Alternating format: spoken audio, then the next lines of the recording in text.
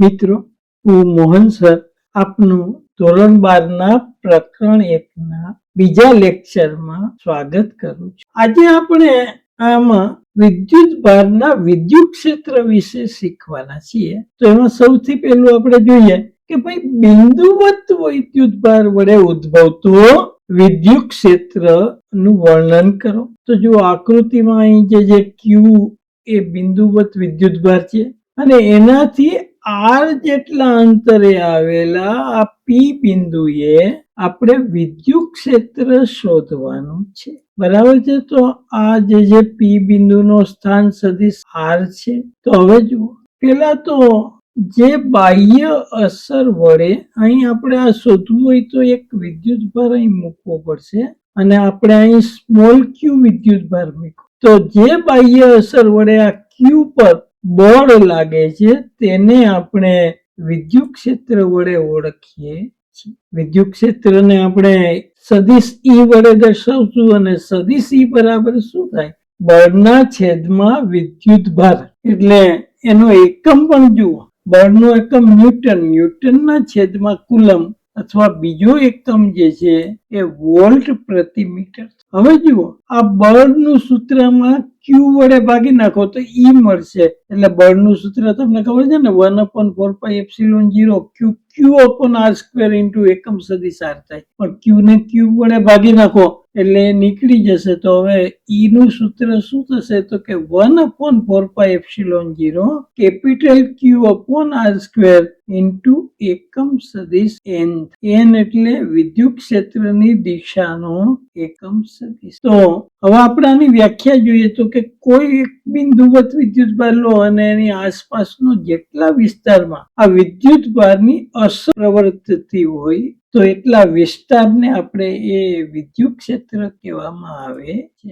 એટલે આના ઉપરથી આપણું સૂત્ર બનશે F બરાબર QE બનશે. બરાબર છે. તો આના બરાબર F બરાબર E થાય તો એના ઉપરથી એની હવે ઓરિજિનલ વ્યાખ્યા જે છે કે ભાઈ ક્ષેત્રમાં કોઈ પણ બિંદુ પાસે એકમ ધન વિદ્યુત ભાર પર લાગતા બળને તે બિંદુનું વિદ્યુત ક્ષેત્ર કહેવામાં. અને એ સદિશ રાશિ છે અને તમને ખબર છે વિદ્યુત ક્ષેત્રની દિશા એ ધન વિદ્યુત ભાર પર લાગતા બળની દિશામાં હોય છે. એનો એકમ આપણે જોઈ લીધો ન્યૂટન પ્રતિ કુલમ અથવા તો વોલ્ટ પ્રતિ મીટર. અને એનું પારિમાણિક સૂત્ર જુઓ, ન્યૂટનનું તમને ખબર છે ને, m1L1T-2 થાય ને છેદમાં કુલમ એટલે A1T1 થાય. તો અહીં એનું પારિમાણિક સૂત્ર થશે m1L1. અહીં T-3 અને A-1 થઈ જશે. તો આ થઈ ગયું એનું પારિમાણિક સૂત્ર. હવે આપણને સૂત્ર ખબર છે. વિદ્યુત ક્ષેત્રની વિશેષતાઓ આપણે જોઈએ તો પહેલી વિશેષતા કે ભાઈ વિદ્યુત ક્ષેત્રમાં મૂકેલા બિંદુવત વિદ્યુત ભાર ક્યુ પર લાગતું બળ કેટલું હોય?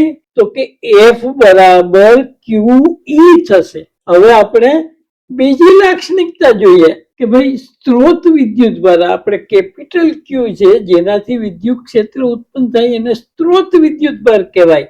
અને જે પરીક્ષણ માટે મૂકેલો છે સ્મોલ ક્યુ વિદ્યુત ભાર એને પરીક્ષણ વિદ્યુત ભાર કહેવાય. તો આ સ્ત્રોત વિદ્યુત ભાર ક્યુ વડે ઉદ્ભવતું વિદ્યુત ક્ષેત્ર એ પરીક્ષણ વિદ્યુત ભારના મૂલ્યથી સ્વતંત્ર છે. એ પરીક્ષણ વિદ્યુત ભારના મૂલ્ય પર આધાર રાખતું નથી. પછી આપણે જોઈએ એનું ત્રીજું તો કે ધન વિદ્યુત ભાર માટે એની ક્ષેત્ર રેખાઓ જુઓ.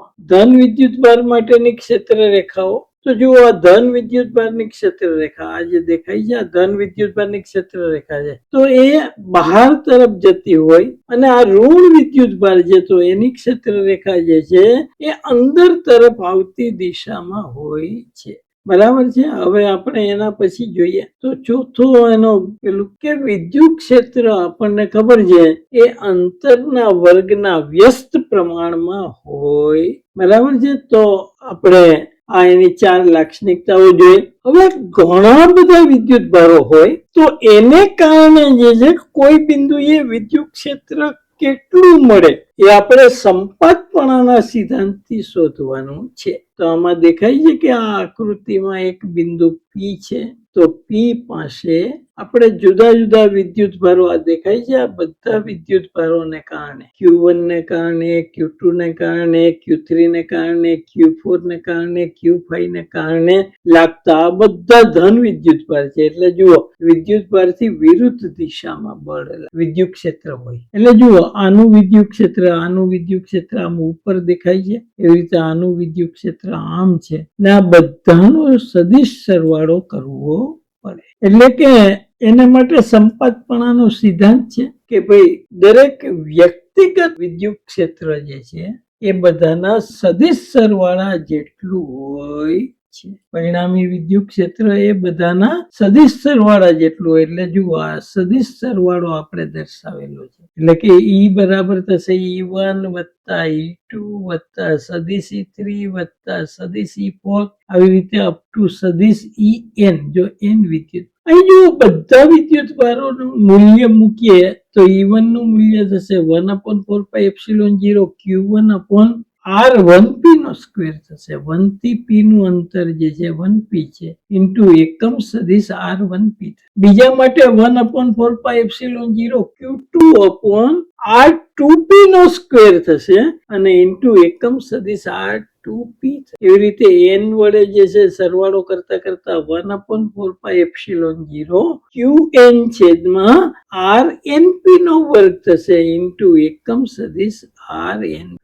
તો આને આપણે જો સદિશ સરવાળા સિગ્મા વડે જો દર્શાવો તો આ બધાને 1/4πε0 અહીં સિગ્મા I બરાબર 1 to n, અહીં થશે Qi છેદમાં RIP નો વર્ગ ઇન્ટુ એકમ સદિશ RIP થશે. તો આ એનું જનરલ સૂત્ર n વિદ્યુત ભારોના તંત્ર વડે લાગતા વિદ્યુત ક્ષેત્રનું સૂત્ર આપણે સંપાતપણાના સિદ્ધાંત વડે મેળવ્યું. હવે આપણે વિદ્યુત ક્ષેત્રનો ભૌતિક અર્થ એટલે શું, આપણે વિદ્યુત ક્ષેત્રનો ભૌતિક અર્થ અહીં મેળવવાનો છે.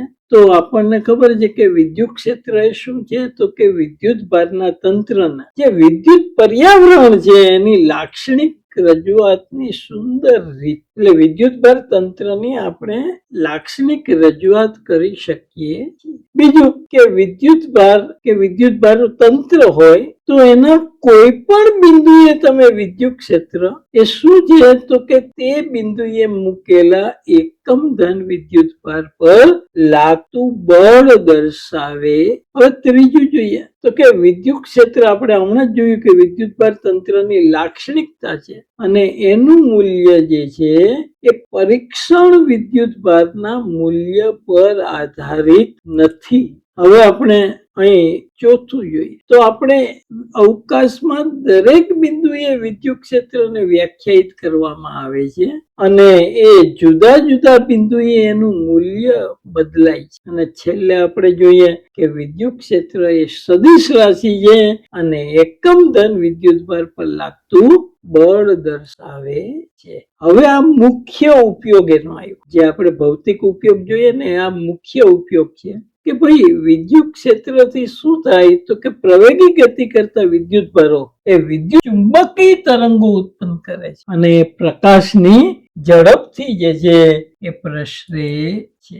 વિદ્યુત ક્ષેત્ર મિત્રો વાસ્તવિક છે અને એનો ખ્યાલ જે છે સૌ પ્રથમ ફેરાડે નામના વૈજ્ઞાનિકે આપતા. આપણે સરસ મજાનો ઉપયોગ જોયો. હવે આપ સૌને ખૂબ ખૂબ આભાર. નમસ્કાર. ફરી ત્રીજા લેક્ચરમાં આપણે મળીશું. Bye bye.